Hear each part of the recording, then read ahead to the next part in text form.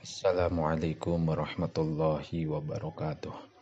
Bismillahirrahmanirrahim. Qala al-muallifu rahimahullahu ta'ala wa nafa'ana bi ulumihi fid dharain amin ya Allah ya rabbal alamin. Man sajal magorosa anu malaki man gorsan kana pepelakan lam yakulan henteu ngadahar min hutina itu gorso sahadamiun bangsa anak Adam wala khalqa jeung teu ngadahar ka henteu ngadahar makhluk min khalqillahi tina makhluk Allah illa kana angin bukti lahu eta tetepikeun ieu man naon sodaqotun jadi sodakoh. Rawahu ngariwayatkeun kana ieu hadis Ahmad Imam Ahmad an Abi Darda katampi ti Abi Darda. Man sajalma gosala anu ngadusan ieu man mayitan ka mayit satarahu maka nutupan ka ieu man sallallahu Gusti Allah minal dzunubi tina pirang-pirang dosa. Paman sareng sajalma kafanahu anu mungkus ieu si man ka mayit kasahu mangka makean ka ieu man sallallahu Gusti Allah min sundusi tina sutra. Rawahu ngariwayatkeun kana ieu hadis Tabrani Imam Tabrani an Umamah katampi ti Umamah.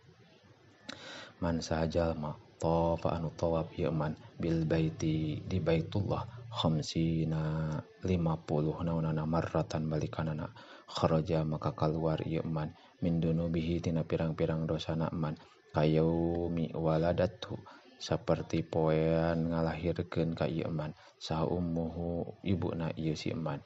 Rawahu ngariwayatkeun kana ieu hadis At-Tirmidzi Imam Tirmidzi.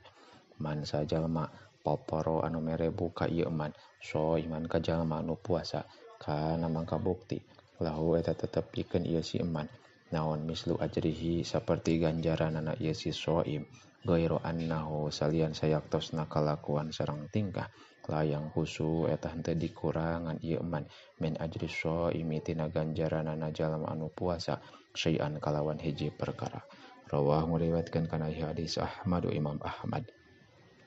Man sajalma sawaro anu ngagambar ieu si man suwaron kana gambaran fa innallaha mangka sayaktosna Gusti Allah mu'adzibuhu eta nu nyiksa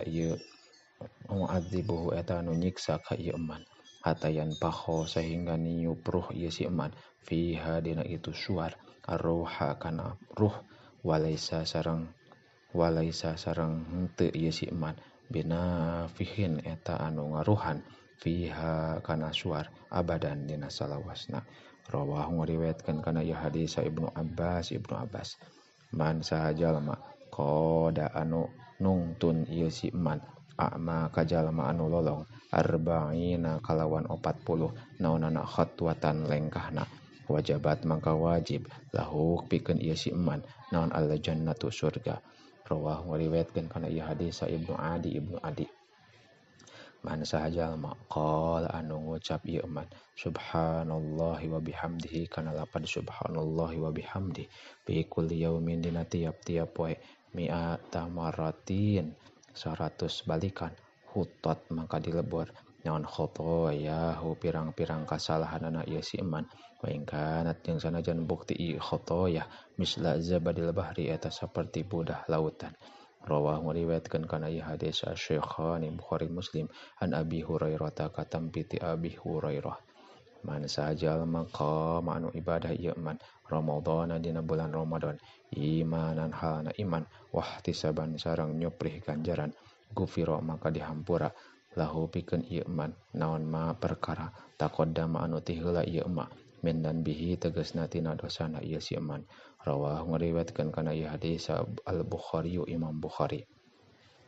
Man sajalma qara'a anu maca ieu man suratal kahfi kana surah kahfi biyaumil jumu'ati dina poe Jumaah aldoa maka nyaangan Allah lahu pikeun ieu man kana perkara bainal jumu'ataini di antara dua Jumaah. Rawahu ngariwayatkeun kana ieu hadis Al-Baihaqi Imam Baihaqi an Abi Sa'idin katampi ti Abi Sa'id. Wallahu a'lamu bissawab.